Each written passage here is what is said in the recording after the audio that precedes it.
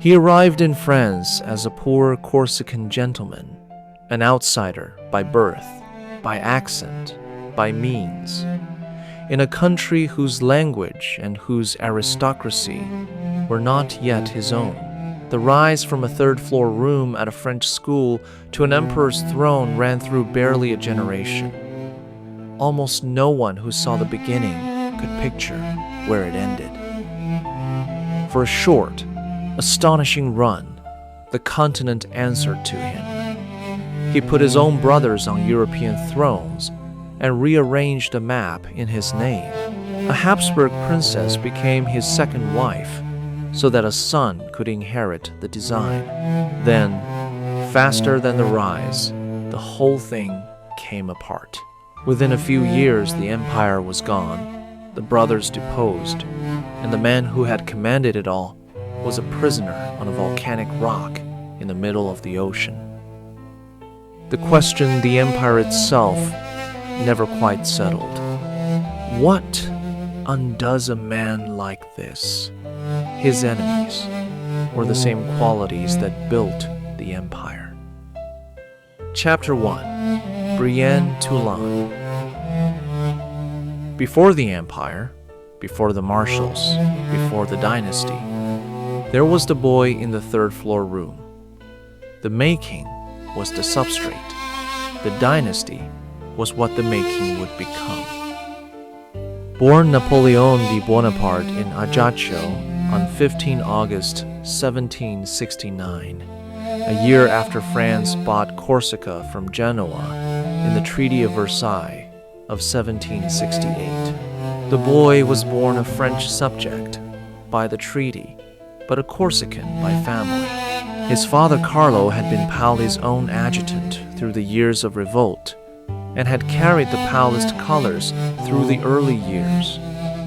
At Ponte Nuovo, on 8 May 1769, the French smashed Pauli's forces, and Carlo and Letizia Ramolini refused exile with the Patriot and took the oath to Louis XV instead. They were able to keep their positions of responsibility on the island. That was the trade. Carlo then made a quieter, more necessary application. He asked the French authorities to recognize the family as members of the French nobility, producing a genealogical memorial that traced the Bonapartes back, with some industry, into an older Tuscan aristocracy. The certification was granted. The boy grew up watching his father prove the family deserved admission to the French aristocracy. The empire would later make him the aristocracy.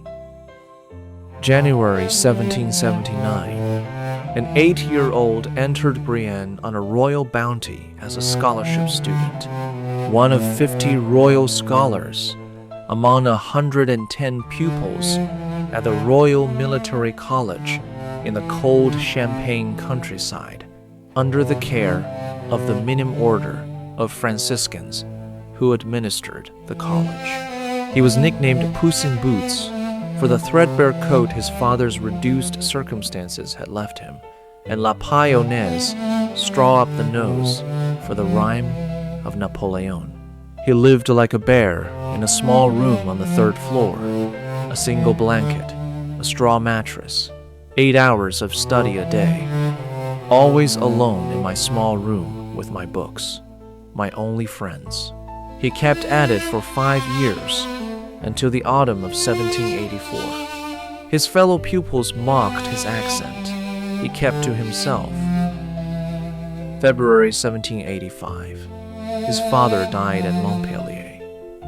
The 15-year-old, head of the family from that morning, ate only once a day at 3 p.m. to send money home to his mother, changed his clothes once every 8 days, and spent the rest on books. The discipline that would one day command Europe was forged in the Auxonne garret. October 1785, he was commissioned as a second lieutenant of artillery, the first Corsican to enter through the formal route, the meritocratic branch, where mathematics counted for more than birth. The meritocrat was admitted. August 1793. The 24-year-old chef de bataillon took Toulon from the British and Spanish with a whiff of grape shot from the Petit Gibraltar, the harbor at dawn, the British fleet in the roads, the heights above the roadstead held by the British under the name Fort Mulgrave, the young captain of artillery who had walked the ground for days, who recognized the strategic position and proposed the plan that worked. Take the heights, take the roadstead. The fleet burns or surrenders. The plan worked. The fleet burned. The city fell. And on 22 December 1793, the 24-year-old was promoted General de Brigade. The meritocratic machine's first wind was military, and the name that would not be allowed to fail was already being watched by the men who would have been glad to see it fail. Then, in the spring of 1794, the machine nearly ate him.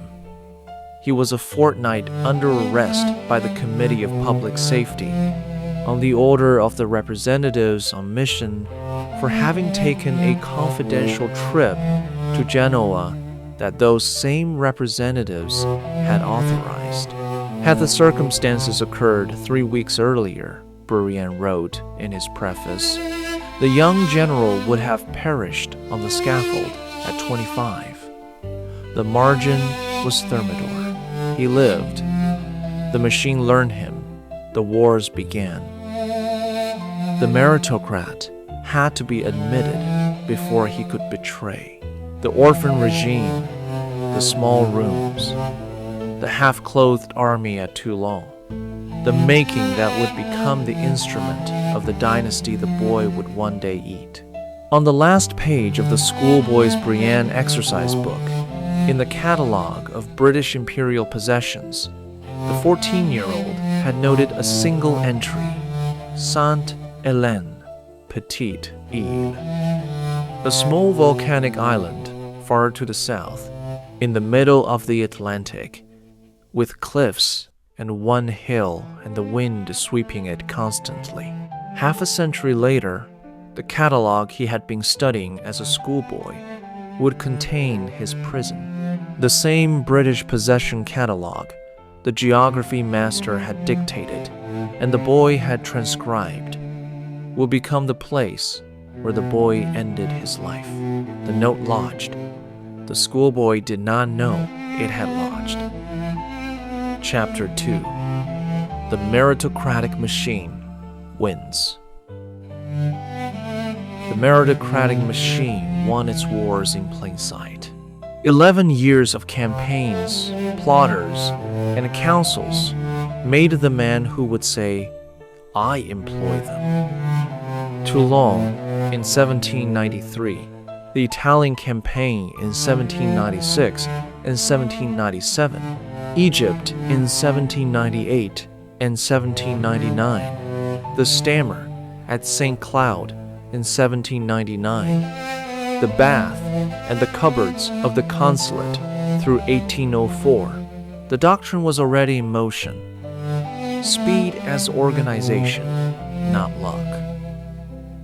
5 October 1795. The Royalist insurrection rose against the convention, several thousand strong, advancing on the Tuileries through the narrow streets around the markets, hoping to take the legislature by surprise before the convention could mount a defense. The convention had appointed Napoleon almost as a last resort. With the inscription on the order calling him by the family name, he had already begun to shorten from Bonaparte to Bonaparte. He ended it with cannon fire from the steps of the church of Saint-Roch in the Rue Saint-Honoré, a single gun loaded with grape shot that the gunners fired into the advancing column at close range. 300 insurrectionists killed, half a dozen of his men lost. The whiff of grape shot, as it became known, meant that the Paris mob played no further part in French politics for the next 3 decades. The street barricades, and the popular risings replaced by the discipline of the centralized state the machine was building. March 1796. The half-clothed, half-starved army crossed the Alps into Italy through the passes in late winter, the snow still on the high ground, the men cold and unpaid but moving fast, the doctrine of speed already in motion. The strength of the army is the product of multiplying the mass by the velocity. Napoleon had written of the army that had not yet crossed the Alps. The bataillon carré system meant that the division on the contact flank became the new advance guard, the columns arriving where the enemy still expected them to be straggling. Speed as organization, not luck. By April, the army was in Milan. By November 1796 at Arcole. By January 1797 at Rivoli. By October 1797, the Treaty of Campo Formio had redrawn the map of Italy, the Habsburg Emperor Francis ceding the Venetian territory and recognizing the Cisalpine Republic as a French satellite. 10 May 1796. The Bataillon Carré at the bridge of Lodi, over the Adda. The half-starved army formed in dense columns under concentrated Austrian fire, took the Austrian guns at the bridgehead, crossed the river, and broke the Austrian line. The young general rode forward with his staff into the storm of canister and grape that the Austrian gunners were laying down from the far bank. Half his aides were hit. He kept going. 5 days later, on the 15th May 1796, the young general entered Milan at the head of the youthful army. The same army that had crossed the bridge at Lodi, the same column that had marched through the night.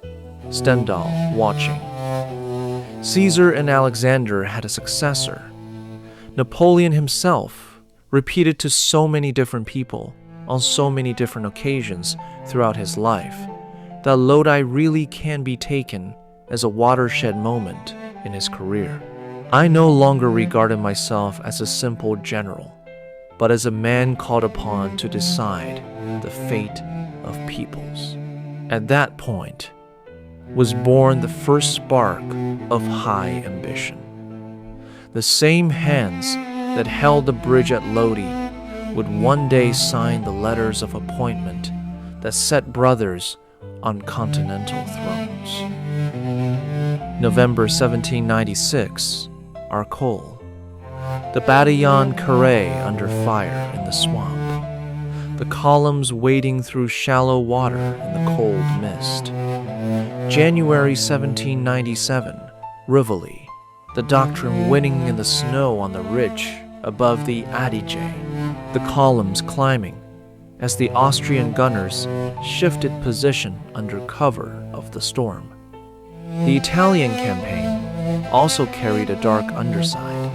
After killing 100 rebels at Benasco, a village south of Milan where the local uprising against the French occupation had been put down with the bayonet, the young general ordered the village burned and later wrote, "Remember Benasco. It brought me tranquility in all of Italy and spared shedding the blood of thousands." The line was the conquistador's first taste of his own blood policy. A village burned to make the next village not fight. The machine was winning. The cost was being banked. 19 May 1798. The Orient sailed from Toulon, looking at the Alps. The largest ship in the French Navy at the head of a small invasion fleet. The army at quarters below decks. The savants on board. The Institut d'Egypte already being imagined in the young general's orders. Napoleon to the soldiers on board.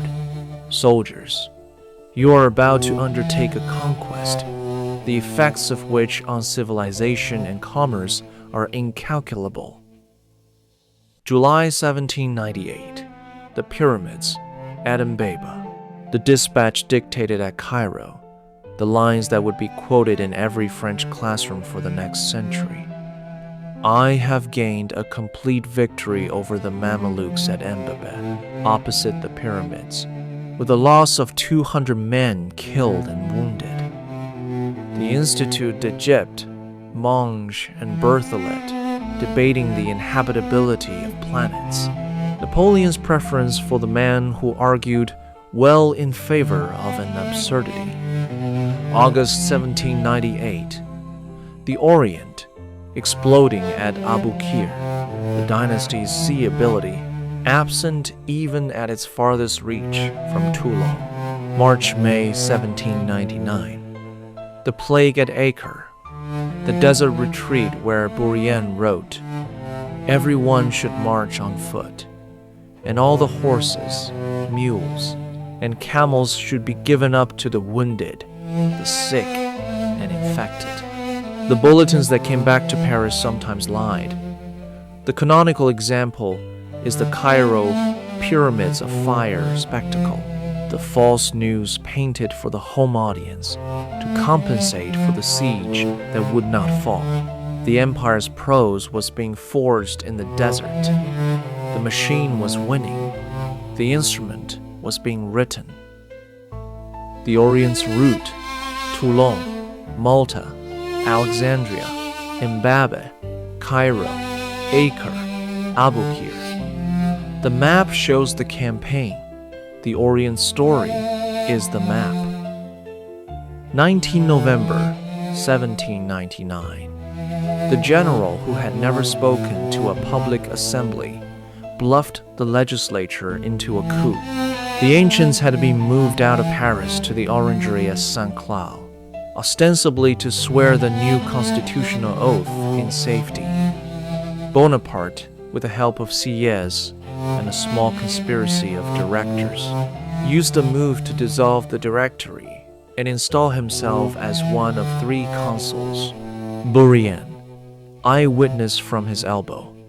All the speeches, which have been subsequently passed off as having been delivered by Bonaparte on this occasion, differ from each other. As well they may, for he delivered none to the ancients, unless his confused conversation with the president, which was alike devoid of dignity and sense, is to be called a speech. The deputies sat listening to a young general in a tailcoat who had never addressed a legislative assembly, fumbling for words, his hands shaking, his face flushed. Bourrienne saw it was going wrong and pulled his coat. "Withdraw, General. You know not what you are saying." The general turned on his heel, found the one sentence that would do, and named the new politics in a phrase, "Let those who love me follow me." The deputies, in some bewilderment, did. The sentence became the coup. The machine had reached the center. The Consulate, 1799 to 1804. The bath at midnight at Malmaison. Bourrienne read the journals to him through the steam, and the vapor was sometimes so dense that he could not see his secretary to read. Bourrienne at the tub's edge, spectacles misting, the Moniteur, and the pamphlets of the day in his hand. The first consul, at 30 to 34, in the warm water, asking for the next item. While in the bath, he was continually turning on the warm water to raise the temperature. Bourrienne wrote, "So that I was sometimes enveloped in such a dense vapor that I could not see to read, and was obliged to open the door. The bath was not a refuge. It was the working day that had begun at 7 a.m. and gone on through the Tuileries Council of State sittings and the ministers' audiences, and the endless dictation until now, the cupboards in his head. Different subjects and different affairs are arranged in my head as in a cupboard. When I wish to interrupt one train of thought, I shut that drawer and open another. The Code Civil, the Council of State sittings of 5 or 6 hours daily, the first consul taking such interest in the discussions that he frequently invited members to dinner to continue them. The meritocrat had built the legislative institution. The dynasty would inherit it. The cupboards held, the discipline held. The machine had reached the center. The dynasty was about to be named. Chapter 3. The Machine at Noon. The dynasty was named. The institute was named. The wars continued winning. The empire was proclaimed. The marshals were made dukes. Every wound a quarter of nobility. Trafalgar's consequence arrived in the same hour as the dawn at Austerlitz. Jena Auerstedt followed, and Frederick the Great's sword was carried back to Paris in the emperor's own carriage. Tilsit put the two emperors on a raft in the middle of a river. The meritocratic machine at its meridian. 18 May 1804. The Senate proclaimed Napoleon Emperor of the French. The hour the meritocrat became a dynast. The green uniform of the chasseurs à cheval of the Guard was the same green that had stood between Rapp and the Faubourg petitioner at St. Cloud. The emperor's own voice, in the plainest exchange of the reign, a question from the newly named dynast about his own connection to the nobility he employed, and an answer from his aide that acknowledged the bargain by not contesting it. Everything that came after hangs on this exchange. The marshals from common birth, Ney, the cooper's son from the Moselle, Devout, the son of a cavalry officer from the small Burgundy nobility, Lanz, the son of a stable hand from Lectoure, Murat, the innkeeper's son from Cahors, were promoted Maréchaux d'Empire and granted Duché d'Empire, the dukedoms of the empire that the Revolution had abolished and that Napoleon revived in the same breath. The practice Napoleon himself named in the sentences he had used at the levee and the review. When anyone solicited a favor, either at an audience or a review, he never failed to inquire whether he had been wounded. He declared that every wound was a quarter of nobility. The meritocratic principle had become the operative test of the new aristocracy. A saber cut across the forehead counted for more than a quartering. The same hands that had opened careers to the lowborn were now opening dukedoms. 21 October 1805. Off Cape Trafalgar, the Empire lost its largest fleet to Nelson. Villeneuve's combined fleet of 33 French and Spanish ships of the line drawn into the British pursuit off the Cape at the southwest corner of Spain.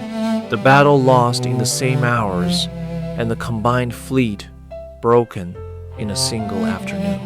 The cited record is mostly French and continental. The battle itself and Nelson's death are not in the cited facts. What is in the spine is the consequence. The Boulogne Invasion Army, the army that had been drilling at the Channel ports since 1803, and that was meant to carry the dynasty across the sea to England, was abandoned at Villers-Auguste in October 1805. The empire was now landlocked, the Channel unwatched by the French Navy. The dynasty could not command the sea, even while winning on land. The instrument had a limit. 2 December 1805. Austerlitz. The cold morning of the anniversary of Napoleon's coronation, deliberately chosen by the young emperor to give the battle an anniversary's poetry, Napoleon ordered his first aide-de-camp rap to take the Russian artillery with the Mamelukes, 2 squadrons of chasseurs, and 1 of grenadiers of the guard, a heterogeneous force assembled to do the work that no single regiment would have been enough for. The dawn charge on the Pratzen Heights, the sun rising red behind Napoleon on the pale horse at the center of the ridge. The metaphor of the rain came from a real weather event. The sun, climbing from the east over the heights, lit the emperor's silhouette from behind as he watched the columns climb. Rap, later, on what he has seen from a height. Alexander and the Emperor of Austria witnessed the defeat. Stationed on a height, at a little distance from the field of battle, they saw the guard, which was expected to decide the victory, cut to pieces by a handful of brave men. The sun of Austerlitz was a real meteorological fact that became the metaphor of the noon. The machine had won at noon. The dynasty would inherit the noon. The word Austerlitz would carry the meaning of vindication for the next 100 years of European life. The Pratzen Heights, at dawn. The map shows the ridge. The dawn carried the metaphor of the noon. Vienna, autumn 1805. Lannes and Belliard walked the Austrian gunners into surrender at the bridge. The men of the same artillery Napoleon had left to hold Vienna against the coalition's march. Then the chase after Jena, 14 October 1806. Auerstedt, Davout, with 26,000 against 70,000 won the day. The single marshal against 3 times his numbers, in the same battle that Napoleon himself at Jena had taken 90,000 prisoners. Napoleon chose Davout's corps to enter Berlin first, the emperor's own recognition of the day's true victor, the corps that had most contributed to the victory. At Potsdam, the seizure of Frederick the Great's sword from the tomb where the Prussian kings had laid it up, the sword carried back to the emperor in the carriage, with the exclamation on seeing it, "Let those who will seek other spoil. I value this beyond millions." The meritocrat had inherited the Prussian inheritance, the sword of the 18th century's most successful general in the hand of the 19th. The machine was continental. 7 July 1807. The raft on the Niemen at Tilsit, the small flat-bottomed vessel, moored in the middle of the river at a bend where the current was gentlest. The 2 emperors met in the center, Napoleon and the Tsar Alexander, both in their green coats, the bataillon carré of their entourages on the raft, the diplomatic crowd on either shore of the river, kept at the distance of a small army. The 2 young emperors embraced, kissed each other on both cheeks, walked arm in arm across the raft while the band played and the salvos from the riverboats began. The continental system was the economic dimension of the imperial design, the trade of Europe organized to close the British market. The institute was now continental, not just French.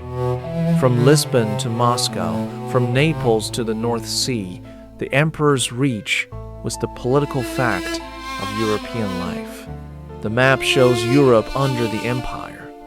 The raft is the small marker at the center of the map. Conquest has made me what I am, and conquest alone can maintain me. The discipline's own sentence in the noon of the empire. Chapter 4. The Brother Kings. 4 appointments in 2 years. Joseph in Naples, Louis in Holland, Jerome in Westphalia, Murat in Naples. After Joseph moved to Madrid, the dynast was born. The Fulbers discussed arrived in the same hour. The first continental refusal of the dynasty was about to be written in blood. 30 March 1806. Joseph Bonaparte, the eldest of the four brothers, named King of Naples, the throne at the foot of the Italian peninsula, taken from the Bourbon dynasty by the same campaign that had taken it the first time at Campo Formio. 5 July 1806. Louis Bonaparte, the second brother, named King of Holland, the throne at the mouth of the Rhine that had been the Batavian Republic. 18 August 1807. Jerome Bonaparte, the youngest brother, named King of Westphalia. The new throne carved out of the dissolved Holy Roman Empire's electorate of Hesse. The annulled marriage to Elizabeth Patterson of Baltimore, recognized as void under French law. The second marriage to Catherine of Württemberg to give the Westphalian throne its consort, the young princess, who would become the mother of the next generation. 15 July 1808. Murat named King of Naples, the hussar on a white horse, succeeding Joseph at the foot of the peninsula. The throne now the dynasty's Mediterranean seat. 4 appointments in 2 years, all 4 thrones occupied by Bonapartes and their in-laws. The dynastic compact was drawn in one image, 4 crowns on 4 thrones, the same blood on every throne from Naples to the Elbe. The Faubourg Saint-Germain, the old émigré aristocracy's contempt for the parvenus the new empire was making. The Napoleonic aristocracy was parvenu. The brother kings were intriguing. The marshals who had been given the grand cordons and the dukedoms were men the Faubourg would not have dined with in 1788. The Faubourg's hatred was the Institute's moral cost. The same salons that had admitted the old nobility, with their centuries of land and blood and marriage, now slandered the new, and the slander was a recognition. The new aristocracy had arrived by being useful. The old had arrived by being ancient. Both arrived. 8 to 10. May 1808. Murat, at the head of the French column that had escorted the remaining Spanish royal family across the Pyrenees, entered Madrid first. Ney with the garrison followed the day after. Napoleon himself entered on the 10th, wearing the same uniform he had worn at St. Cloud, the imperial green. The Spanish crowd greeted Napoleon's arrival with hostility. The closed balconies and shuttered windows, the same Madrid that had risen on 2 May, and that would not forget the rising. The dynasty's first continental refusal was about to be written in blood. 2 May 1808. The Dos de Mayo, the Madrid rising against the dynast. Not an army, not a court faction, not a foreign power. The urban poor of Madrid, the artisans of the Lavapiés quarter, the petty clerks and the women of the markets, pouring into the Puerta del Sol and down the Carrera de San Geronimo with improvised weapons, knives and cudgels and a few muskets, against a French escort that had come to move the remaining members of the royal family to Bayonne. The next morning, the Tres de Mayo, the firing squad at the mountain, the man in the white shirt with his arms raised against the rifles. Goya painted both. The dynasty's first continental refusal was also its first continental blood. The forward-looking statement, the dynasty's design in the meritocrat's own voice, named from exile years before the appointments were even attempted. Napoleon to Las Cases on St. Helena. Looking back at what would have been, had I been surrounded by the Montmorencys, the Nesles, and the Clisons, I should, by adopting their daughters, have united them with foreign sovereigns. My pride and my delight would have been to extend these noble French stocks. The revolution had consumed its first generation, and the general it had made would consume the revolution, in the end, in his turn. The dynasty was named in blood, and the naming was already the death. Chapter 5. The dynasty begins to spend its instrument. The dynasty began to spend its war machine. The diagnosis was the absence itself. The Spanish ulcer, Wagram, the dynastic compact with Austria, the brother king removed in Holland, the first wars in which the empire lost the habit of personal command. May 1808. Napoleon summoned the Spanish Bourbons to Bayonne, the French town on the Bidassoa River between France and Spain, where the international boundary is drawn across the river itself. Charles IV, the reigning king, and his son Ferdinand VII, the heir, both signed acts of abdication, Ferdinand having forced his father to abdicate at the El Escorial in March, and the father having then forced the son to recognize the return to himself. By the time the Bayonne proceedings ended, both had given up the throne.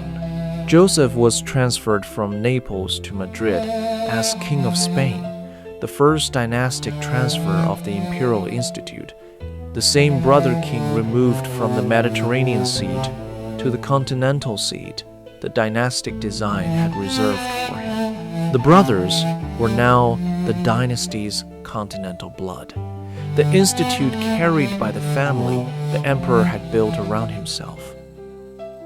1808 to 1814. The Peninsular War. Napoleon himself, in a letter from Danzig to Rapp, Germans are not Spaniards. The character of the German bears no resemblance to that of the fierce Catalonian. The first war Napoleon could not win by being there. He sent marshals instead, and brother kings. Napoleon set out for Spain. He attacked and dispersed all that were opposed to him, and the English army would have been destroyed had he been enabled to pursue it himself. But the Fourth Austrian War broke out, and he was obliged to hurry to the assistance of Bavaria. The absence was the diagnosis. Wellington, Salamanca, Vitoria, the lines of Torres Vedras, the guerrillas, the war the marshals lost. 5 to 6 July 1809, Wagram. The 5 attacks at Esslingen, on the Danube's left bank between Vienna and the Bohemian frontier, where the Austrians under the Archduke Charles had seized the village at the start of the campaign and held it against the French. Rapp disobeying orders to hold the village against the Austrian attack, 20 battalions of Hungarian grenadiers having inundated the village, and the 5 battalions of French infantry having charged with a bayonet to drive them back. Napoleon afterward told Rapp, "If ever you did well in not executing my orders, you have done so today." For the safety of the army depended on the taking of Esslingen. The line was a small confession. The emperor's orders had been wrong, the marshal had been right, and the emperor said so aloud in front of his staff. Then, Wagram itself. Rapp, not engaged. He had accompanied Napoleon to the island of Lobau 3 days before the battle. The imperial carriage overturned on the road. his shoulder dislocated, 3 ribs broken. The carriage overturn was the small accident that kept the most engaged of Napoleon's aides from the most consequential of his victories. Vienna, Rapp wrote, was unfavorable to us. The people were everywhere tired of us and of our victories. The dynasty's continental instrument was winning. The country was tired of the victories. 14. October 1809. The Treaty of Schönbrunn. The Austrian plenipotentiaries at the long stateroom table. The French plenipotentiaries on the other side. Napoleon at one end in the imperial green uniform, supervising the proceedings. France lost nothing vital. Austria lost territory, 3 million subjects, the last of the old Habsburg holdings south of the Alps. The price of the territory would be announced in April 1810, when the Austrian Emperor Francis would give Napoleon his eldest daughter Marie-Louise in marriage. The dynasty was now compacting with the enemy. It had beaten at Austerlitz in 1805 and beaten again at Wagram in 1809. The same family that had been Austria's enemy became the recipient of Marie-Louise after 1814. The dynasty's compact was the enemy's daughter. 1 July 1810. Louis was forced to abdicate as King of Holland. His sin had been to favor Dutch shipping over the continental system. He had been allowing Dutch merchantmen to clear for British ports under cover of neutral flags because he had begun to see the Dutch, not the French, as his people, the same population that had welcomed the brother king as a Napoleon and now complained that the trade of Amsterdam was ruined. Napoleon's reply was to annex Holland into the empire. A decree of 9 July 1810 dissolved the Kingdom of Holland, divided the territory into French departments, and made the Dutch provinces subject to imperial taxation, conscription, and customs law as if they had always been French. The dynast had been removed by the dynasty builder. The first failed brother king was the dynasty's first internal failure. A brother king forced out by the brother who had raised him. Victory was beginning to cost more than it paid. The dynasty had begun to spend its instrument. Chapter 6. The dynasty spends its instrument. The fall movement's heart. The empire crossed the Niemen with the largest European force ever assembled. The dynasty's allies provided the core that would be destroyed. Borodino refused the gamble. The 5-week Kremlin wait. The retreat with a minor shrinking flow. The King of Rome medallion at the moment of farthest reach. The dynasty spent its instrument. Spring 1812. The Grand Army assembled on the right bank of the Niemen at the end of May. The pontoon bridges built across the river under the supervision of the engineers. The men in the bivouac at the water's edge. The army was a multinational force. French, German, the Confederation of the Rhine levies, including Jerome's Westphalians, Polish, Austrian, Prussian. The dynasty's allies providing the corps that would march under the French colors and be destroyed in the Russian winter. The largest European force ever mustered, perhaps 600,000 men, including the trains and the non-combatants. The map shows the advance from the Niemen to Moscow, with the corps allocations overlaid. The Austrian and Prussian contingents are called out, the color bands showing the size and the position of each contingent along the route. 16 to 18. August 1812. Smolensk. The first time the machine did not take the city cleanly. The old Russian city on the upper Dnieper. The burning magazines the Russians had set when they could not defend them. The wooden houses catching and the stone walls catching. The French columns entering through smoke they had not lit. The Moniteur had announced plots in Paris earlier that summer. Milet's conspiracy to overthrow the dynasty making its way to the camp by way of the official bulletin and reaching the emperor at Smolensk. Napoleon, to rap at Smolensk, in the smoke and the cold. Sovereign is your father-in-law, but for the Prussians you will not keep them. Our disasters are too great, they will profit by them. The Russians would not negotiate, the vassals would defect. Borodino was 3 weeks away. 7 September 1812. Borodino, the largest single-day battle of the Napoleonic Wars. On the field of the Moskwa, west of Moscow, the Kutuzov line drawn across the road to the capital, and a great redoubt at the center, with a ravine in front of it that the French would have to cross under direct fire. Approximately 130,000 men on the French side, perhaps 120,000 on the Russian, engaged from morning to evening along the Kolocha River. Rapp's reconnaissance and 2 discharges of grape from the line of advance.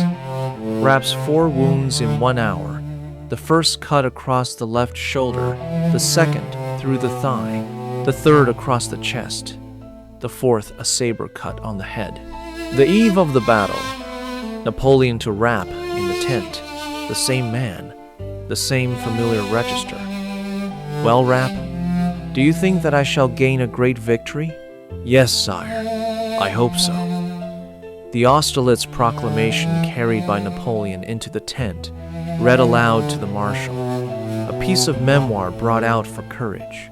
Soldiers, the Battle of Austerlitz was gained before it was fought. Rapp implored the guard. Napoleon refused. I shall take good care not to do so. I do not wish to see it destroyed. I am sure to gain the battle without its taking a part. 50,000 men on the field at the end. The dynasty's worst gamble had been refused. The same patience that won Austerlitz in 2 hours. 13. October 1812. Napoleon walked with Rapp after Borodino. The wounded aide-de-camp 4 wounds still healing, the emperor keeping him at his side because the wounded man was the only one left from the same years. Napoleon asked, with kindness, in what state my wounds were, how I was going on. He showed Rapp the portrait of the King of Rome, which he had received at the moment we were going to begin the Battle of the Moskowa. The medallion had been put into his hand the morning of the battle, the picture of the infant son in the cradle at the Tuileries, the child's first year and the invasion's first year the same year. Napoleon looking for the medallion in the pocket of his green coat. The search, a small familiar gesture of a man checking the world, was still where he had left it. My son is the finest child in France. Rapp reports the line as the most personal remark Napoleon had made to him in the whole campaign. The dynasty was at the moment of its farthest reach. The schoolbook had predicted the exile. The medallion predicted the dynasty. Neither came true. 14 September to 19 October 1812, Moscow. The fire, the wooden city in flames, the riverfront warehouses burning, the Kremlin half saved by the wind, half lost to the incendiaries. The Patriarch of Moscow's letter, posted on the cathedral doors, denouncing the French as the Goliath of Russia and calling upon the Russian people to drive the foreign invader from their land.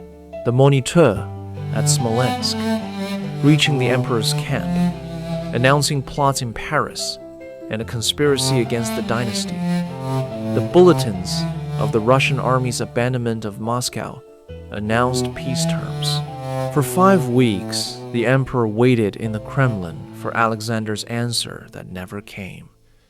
Walking the long corridors in candle red and shadow, the aides at a discreet distance, the patience that had won Austerlitz in 2 hours, now stretched across weeks of empty negotiation. Rapp's diagnosis in real time, written down in the camp diary for whoever would read it. He is wrong in calculating on peace, that we were not in a condition to dictate conditions, that the Russians had not sacrificed their capital to accept of disadvantageous terms. They are amusing us in order to take their revenge. The emperor knew. He stayed anyway. The general who had ended Austerlitz in 2 hours could not end Moscow in 5. October to December 1812. The retreat. The Cossack charge at Malo-Yaroslavets. On the road the army had taken south. The dust of a French column, mistaken by the generals for another French column. We took them for French cavalry. The officers around the emperor repeating the mistake aloud. Caulaincourt first recognized him. The long field glasses raised. "Sire, these are Cossacks." "That is impossible." Rapp seized the bridle of Napoleon's horse, turned it round. The emperor under fire for the first time since the emperor had become emperor. Nay, at Wilna, the call to arms in the snow. Just now I beat the call to arms, and I was not able to raise 500. Everyone is frozen, fatigued, and discouraged. No one will make any further effort. Rapp at Wilna. The cold was so intense that when I arrived at Wilna, I had my nose, one of my ears, and 2 fingers frozen. The Berezina crossing, 26 to 29 November 1812. The marshals improvising the bridges while the Russians pressed. The engineers working in the river under cannon fire. The pontoon bridges rebuilding twice as the ice broke. The dynasty's instrument finally lost. The map shows the retreat as a Maynard style with scaled flow. 422,000 at the Niemen, shrinking to about 10,000 at the frontier.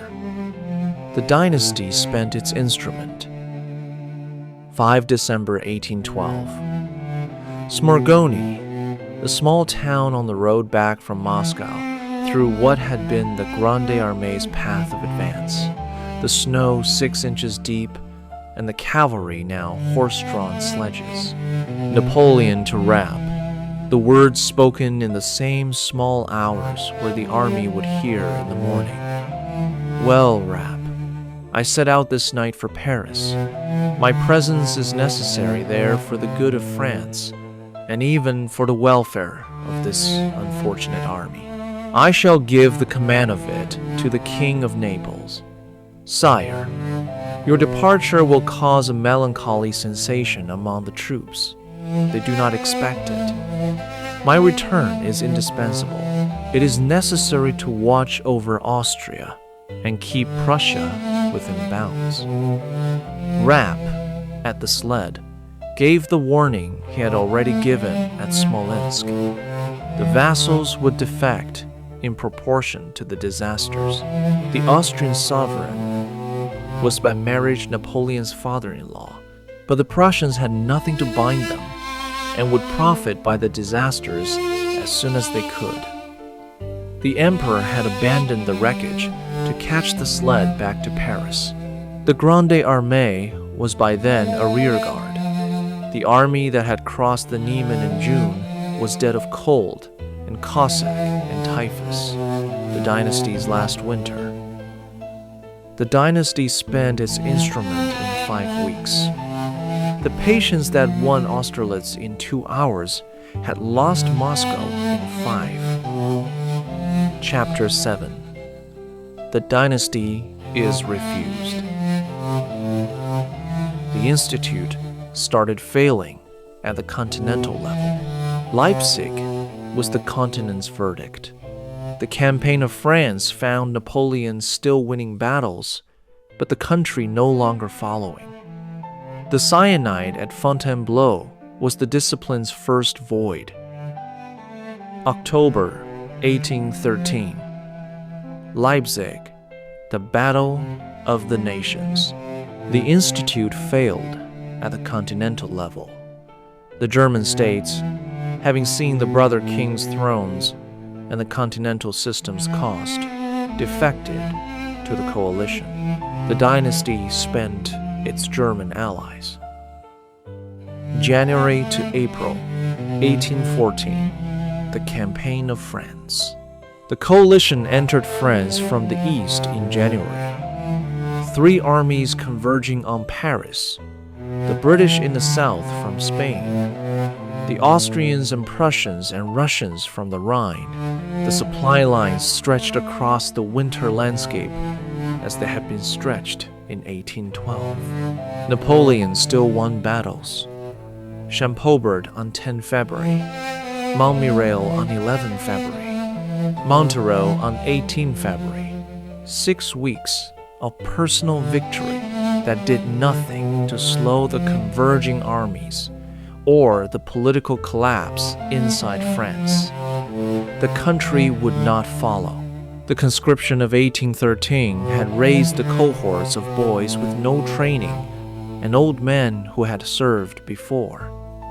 The millions conscripted had not seen the colors of the regiment they were marched into, much less 1814.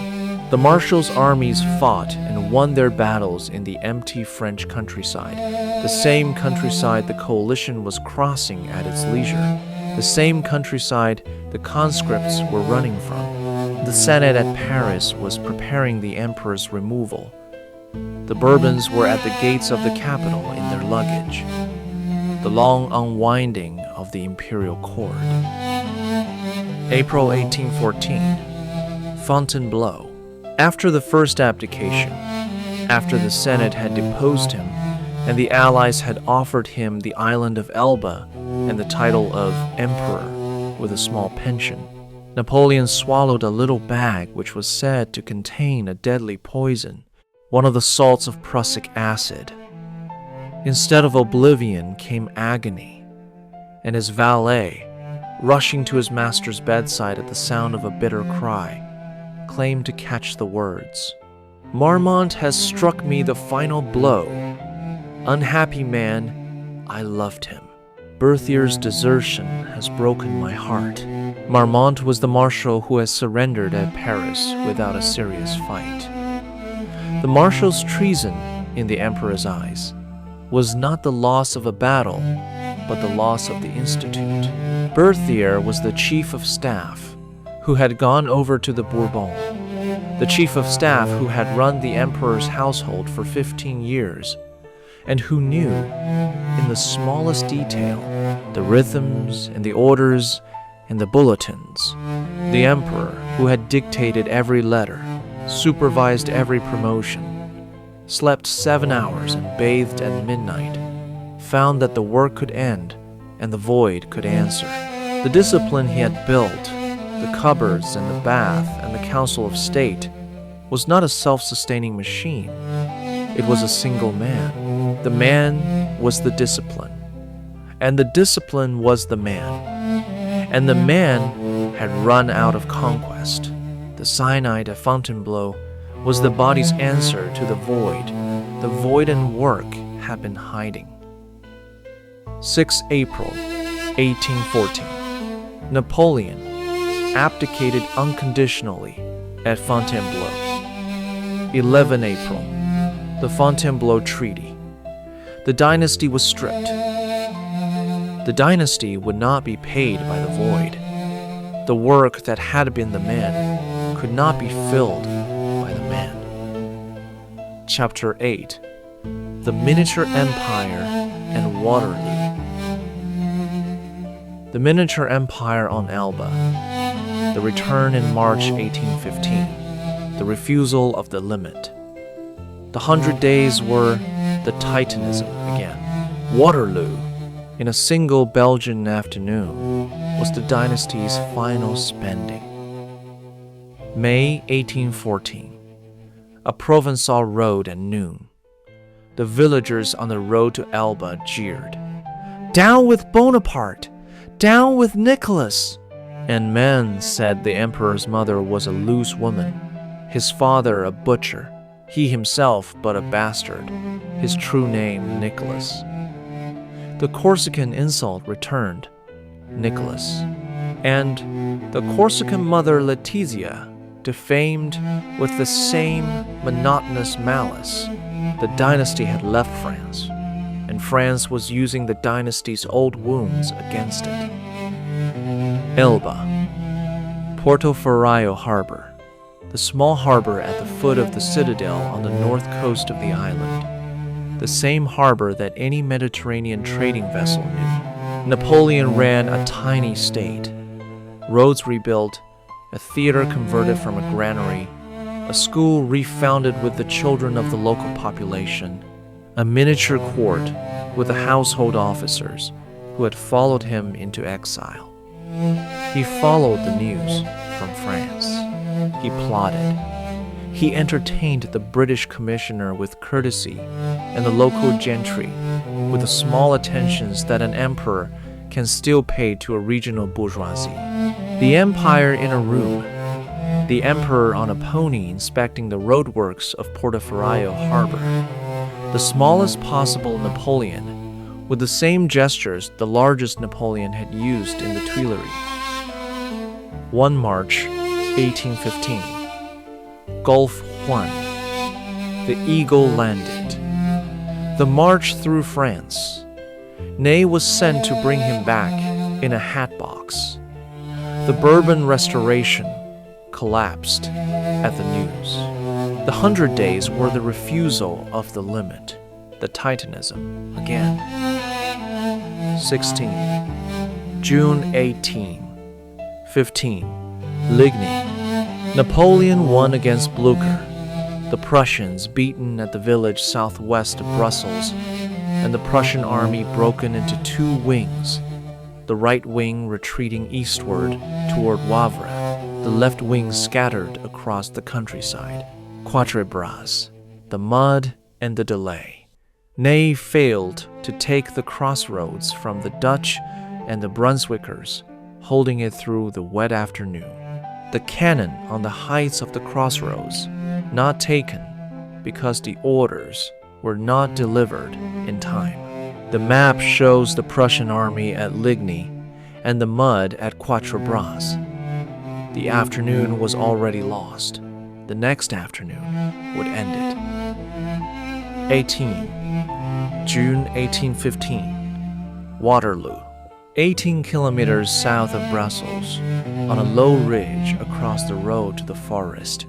The Emperor met Wellington's army of about 68,000 Allied troops, and the Prussian army of Blücher coming up on his right flank, the Prussians having been marching since the morning, and arriving in force across the broken ground.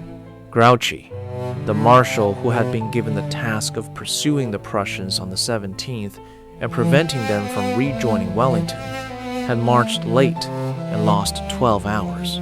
Las Casas, looking back. The fault committed by Marshal Grouchy in stopping on the 17th can alone account for the disasters of the 18th. Napoleon, pointing at the sun in the late afternoon, the hour when the cavalry charges against the Allied squares had begun to fail, and the Prussian guns were beginning to register on the French flank. What would I now give to have the power of Joshua and to stop its progress for 2 hours? The line was a gesture. It It was also a literal request. In a battle that turned on the slow approach of one body of troops across open ground under French artillery fire, the dynasty's final spending, the sun of Austerlitz setting in the same hour. 22 June 1815. The second abdication, signed in the small hours at the Élysée after the cabinet had agreed to the terms the coalition had offered. 15 July. The surrender to the British on the Bellerophon. The deck at evening, the last sight of the French coast. The dynasty was over. The Corsican insult returned. The British called him General Bonaparte, not the Emperor, the same plain general that the Faubourg had used in his boyhood, and that he had outlived for 25 years, and that now, on the deck of a British 74, returned as his final title. What conquest had made in him, conquest alone could sustain. The dynasty would survive neither the maker nor the instrument. The noon had opened on that sentence. The fall closed on it again. Chapter 9. The Long Look Back. The meritocrat looked at the dynasty he had built and named it, with pleasure, for what it was. On St. Helena, between the calash and the books read aloud after dinner, the emperor who had governed Europe for 15 years dictated the closing movement of his own legend.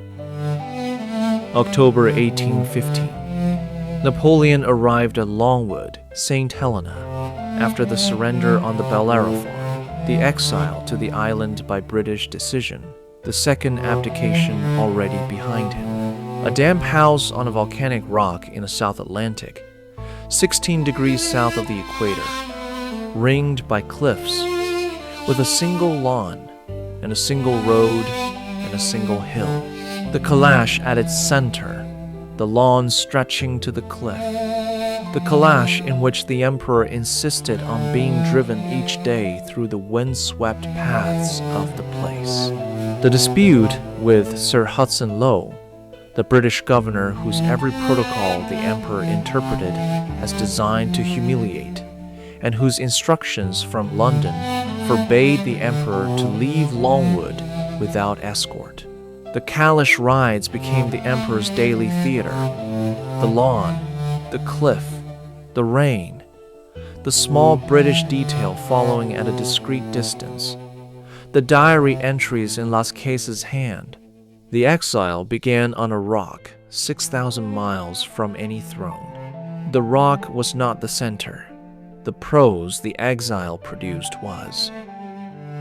St. Helena in the South Atlantic, the volcanic rock, the schoolbook's petite isle had become the prison. The closing movement's spine beat, the dynasty's name in the meritocrat's own voice returned now as confession. Napoleon to Las Casas on St. Helena, 18 July 1816. On the design he would have made of the old French nobility had the dynastic design gone as he had first imagined it. The card carries the line. The meritocrat names the dynasty with pleasure. Napoleon to Las Casas. Every descendant of ancient marshals and ministers could get himself declared a duke by presenting the requisite endowment. The imperial nobility had been priced. The dynasty's market was named in the exile. The will. Article 1. I wish my ashes to repose on the banks of the Seine, in the midst of the French people whom I have loved so well.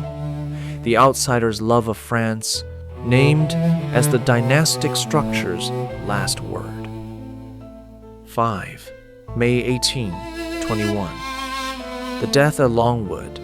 The illness had run for several weeks, with severe vomiting and a fever that the British doctors could not break. On the eve of the storm that preceded his last day, he had been heard dictating aloud the dispositions of his burial, as if he had already known. Antomarchi's post-mortem was performed in the days that followed. The medical conclusion in the tradition of Sloane's late 19th century reading was a devastating disease of the stomach, presumably cancer. The contemporary eyewitnesses, Las Casas before his expulsion and Montholon through Antomarchi, denied poisoning. The cause of death was the stomach disease that had plagued Napoleon since Corsica. The modern toxicology re-examinations, beginning with the Forshu Food and Smith line in the 1960s and continuing into the post-2008 mass spectrometry literature, have argued on different evidence for chronic arsenic poisoning administered during the exile. Hair samples preserved in the years after the death, tested in the late 20th and early 21st centuries, showed arsenic levels consistent with chronic exposure. The inference in the toxicology literature is poisoning. Both readings are on the record. The eyewitness denial and Sloane's cancer diagnosis on one side, and the later toxicology on the other. 2 centuries on, neither has fully given way. The candle burned low at Longwood that night. The bed was laid out so he could see the Paris he had wanted. The empire that had opened careers to talent ended by devouring them. The dynasty the meritocrat had built was dead within 15 years of his own death. Chapter 10: The King of Rome in Vienna. The King of Rome, under Metternich's protection as Duke of Reichstadt, the imperial line snuffed out 15 years after the father's own death, in a palace that was never his. The dynasty's residue, a son he had barely seen, raised as another family's prince, dead of tuberculosis at 21. 1814. The King of Rome, 3 years old, was removed to Vienna after Napoleon's first abdication, taken from his mother for the formal adoption by the Habsburg court that Napoleon had married into and that had taken her back. Renamed Duke of Reichstadt by Metternich, the title of a Bohemian duchy the Habsburgs had created for the purpose of housing the son and naming him Habsburg. The Habsburgs, who had received Marie-Louise as the recipient of the dynastic compact, now raised the son as their own prince, with strict Catholic instruction, German nurses, and a future in the Austrian army, that the son would be allowed to serve, but not to lead. 22. July 1832. The Duke of Reichstadt died of tuberculosis at Schönbrunn, aged 21. The Bonapartes had not ruled France since 1815. The male imperial line died with him. The imperial line was extinct within 15 years of the father's death. 1840. The Retour des Cendres under Louis Philippe. The ashes returned to Paris, denied to Napoleon in 1821. The ashes finally resting beside the river, 19 years late. Article 1 of the will had asked for them in 1821. The 1840 retour was the exile's last word, the dynasty's delayed burial, the outsider arc closing in the same city the meritocrat had once governed. The revolution devoured its children, and the emperor who rose from them devoured the revolution in his turn. The dynasty the meritocrat had built was extinct within 15 years of his own death. The same hand that won at Lodi and Austerlitz also wrote the appointments that set brothers on the continental thrones. The same strategic patience that ended battles in 2 hours was the strategic habit that held Moscow for 5 weeks. The meritocratic order that opened careers had planted its own undoing. The schoolbook's petite île had been the destiny. The ashes returned to Paris in 1840 were the last word. The general who had been admitted before he could betray was, in the end, the man the revolution had produced and the man who consumed what he had been brought in to serve.